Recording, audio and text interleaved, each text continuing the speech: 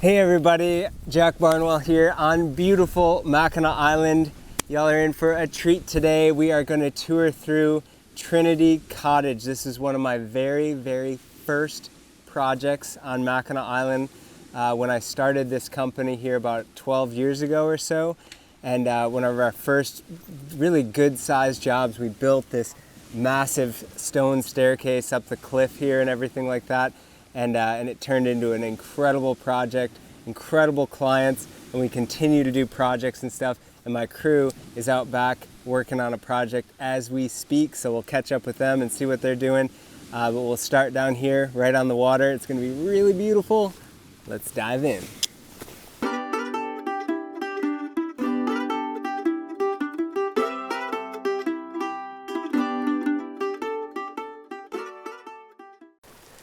All right, everybody, so Trinity Cottage on the backside of Mackinac Island here, right on the water, or kind of right on the lakeshore drive anyway.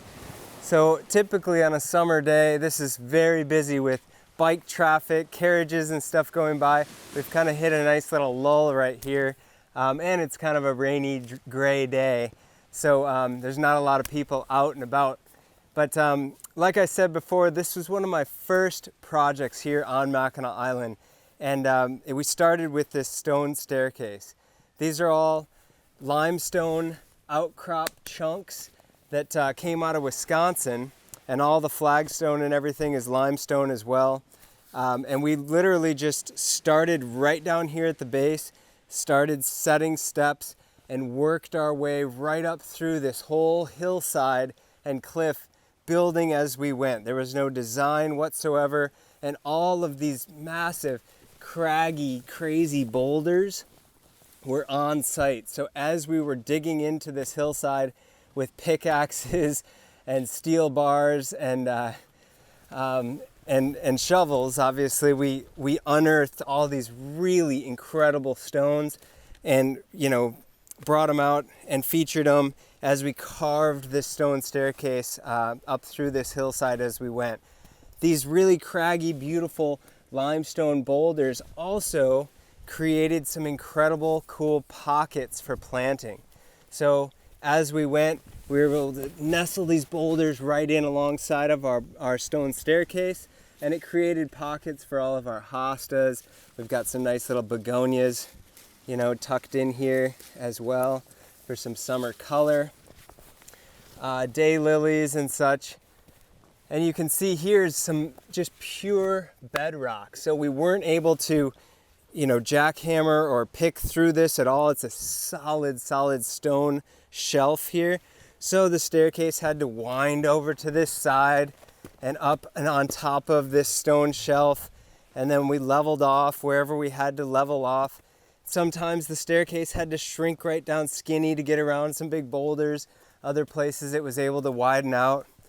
Really fun project, and it's so cool to see it. This has been, 10 years probably, 10 or 11 years now, and it's so neat to see it starting to just really age in nicely. A lot of the perennials and shrubs and stuff are maturing beautifully. We've got plenty of dividing to do. This fall, I can see now we've got some pruning to do as well. Like these lilacs were planted here to create this archway and privacy from the street below, an archway of just beautiful lilac blooms as you come up toward the house. They've done that, they're awesome, but I do see that I've got to get in here, do a little bit of feather pruning, lighten it up a little bit, and make sure that these lilacs, continue to have the form and function that we wanted here. We also built these walls. These are all dry stack limestone walls that were built as we worked our way up, and in order to tier out the levels and stuff like that and retain the yard and lawn area above. This is a really cool little specimen here. This is actually a dwarf blue spruce, and it does need some pruning. As you can see, it's kind of encroaching on this walkway a bit here, but it handles a heavy pruning really well. We'll be able to prune this thing back really hard into a nice little shape again, and it'll fuzz out with that bright blue new growth and it'll be just fine. So I can prune this thing back really hard, and we'll get a couple of years of nice fuzzy little blue growth. It's ready for that hard pruning now for sure, because like I said, it's encroaching just a little bit there. And as I mentioned too, some of these hostas are just huge. They're beautiful, but definitely ready for division. That one could probably be divided this fall into even 4 pieces to fill some holes. And as these gardens mature, you know, we've always got places we can be putting things like that. This was an old antique arbor that the owners wanted to work into the design. And we put these climbing roses on the sides of it here. And this one's been struggling in the last couple years, so it's due for replacement. As you can see, it's really at the point where it's not worth trying to salvage or anything, but this one's doing pretty well. Getting going, just getting its legs about it there. I love it that it's just old and rusty, a little rickety, but it's fine. It's held up, 10 years, and it's doing just fine through the winters and everything else. But anyway, so as we get through that kind of stone staircase, garden walkway, it opens up into the lawn and the cottage itself. Cottage is absolutely beautiful, kind of mission style architecture inside and out, really, really well done. And when we started on this project, again, there were so many things as we phased through this project over the years that I wanted to do and I was dreaming of doing, and then the clients fortunately, let us do. One of those projects was redoing all these stone walls that are in front of the cottage here. So when we first started, they were like that Home Depot style, like landscape block that the builder probably, bought and brought in and just threw up some quick retaining walls, and they were actually failing. They were falling over pretty badly, and they were terribly ugly. And for years, I really, really wanted to replace those. And finally, actually just last year, we did this project and replaced those walls. You can see these are quite new and bright because they've just been built about a year ago. And so we tiered out these walls here. Again, this is all dry stack limestone, the same stone that we've been using for this whole entire project. And it really just works well. We really like working with this stone. It's very easy to stack, looks really, really beautiful. And we can make a lot of these little tiers and little walls very quickly with this stuff. It's very easy to cut, and it, it looks pretty sharp.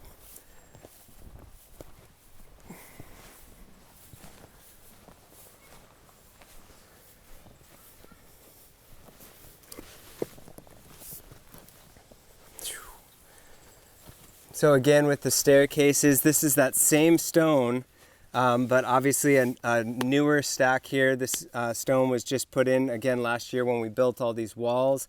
Did tuck in some, existing boulders and little teeny sedums and stuff like that. I love planting all these little cracks and crevices and stuff like that with mosses, and tucking in these old weird twisty stumps and stalks and stuff like that. It's really fun. Finding as many of these native boulders as we can to tuck in makes it look like these staircases have just been here forever. It's really, really kind of a signature look that I like to use, is tucking in all these plants and stuff like that and making stuff look like it's been here forever. On the island itself, we really don't use a lot of, paver brick or faux products at all. We use a lot of natural stone, and if it is brick, it's like sand molded clay or more natural products. They seem to age really well and patina better and just fit a little bit more with the island style and the cottage style up here on the island. So tons and tons of limestone, because that's our kind of native bedrock stone. And so even when we're bringing stone in from Wisconsin, that's a harder, more dense limestone, so it holds up better. It patinas out and blends in with the native stones so nicely. Another project that my team and I did here on this cottage was this veneer work, rather. This is the exact same stone out of the same quarry as all of our wall stone and everything, but it was cut real thin as veneer stone. And the owners, you know, we'd been working on so many projects around this cottage over the years. They asked if we could take this one on as well, and we did. And my team and I kind of are pretty proud of this one. So we did the whole foundation with this veneer work, and it looks really, really neat because as we come up through the cottage and the landscape, all the walls now match the foundation, and it's just really cool how that's all been sort of tying together over the years. And again, back here, just little teeny wisps of that same wall into the back. Some of these gardens are these are probably, I don't know, 2 or 3 years old now, maybe 4. I don't know, time seems to slip away, but this shed is new. It was built 3 or 4 years ago, and we built this pathway up to the shed, and then ground covered this all out. This used to just be all grass under these massive, massive, beautiful cedar trees. We were having a really hard time getting any real grass to grow. It was always just sort of sparse and weedy and really thin, not much to it. So we just rototilled that all up, raked it out, brought in some really nice compost, and packed it full of all these awesome ground covers and perennials. And as you can see, we featured a lot of beauties like Pachysandra. This is Lamium, one of my favorites. This one's called Purple Nancy. And you can see how they just intermingle and play with each other so nicely. So in here alone, we have Myrtle or Vinca. We've got variegated Pachysandra, your regular green Pachysandra, the Lamium, definitely a lot of sweet woodruff, and then perennial favorites like Brunera. I think this is Jack Frost Brunera, a nice lacy blue flower in the spring. We're just getting into our big hosta show. So our hostas are all looking absolutely beautiful right now and just getting ready to flower alongside the astilbes. I love doing big drifts of astilbe like this and packing them in. A bunch of different colors there. This is another great plant called Cimicifugia chocoholic, also known as bugbane. This is a really great contrasting foliage plant. Look at that dark foliage. Shoots up with a lot of great herbaceous growth. Look at those like purple stems, they're so cool. But I love putting it behind hostas, behind astilbe like this, and it's still going. These flowers will probably reach up into this kind of height, about 6 feet, 5-6 feet, and be big white tower flowers. Beautiful plant to put in the back of a shade garden like that. And yeah, just a beautiful little shed here. It looks like my guys are right back over here working on a little project, so let's go check in on them and see what they got going on. I love the way this Myrtle and Pachysandra has blended together. These two, they're not out competing each other. The Pachysandra has its big drift in space, and the Myrtle has its big drift in space with some of that awesome Cimicifugia popping up here.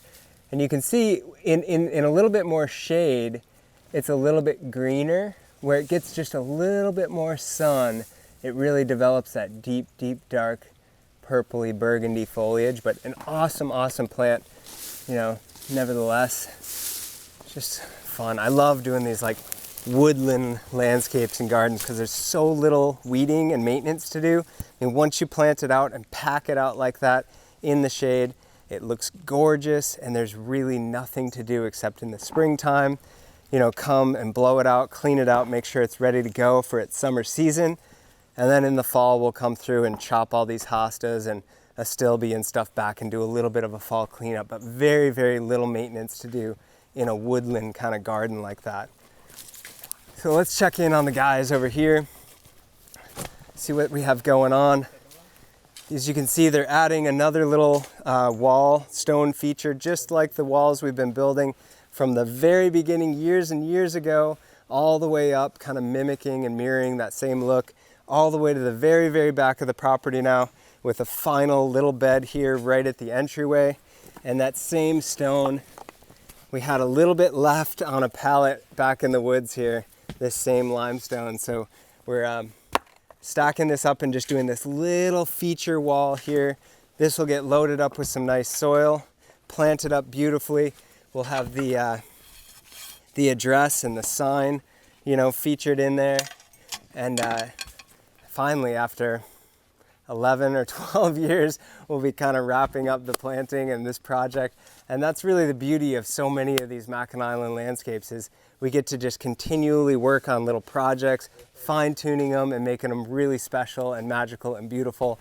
Working with all these wonderful, wonderful clients and people up here has been, you know, a complete and total honor.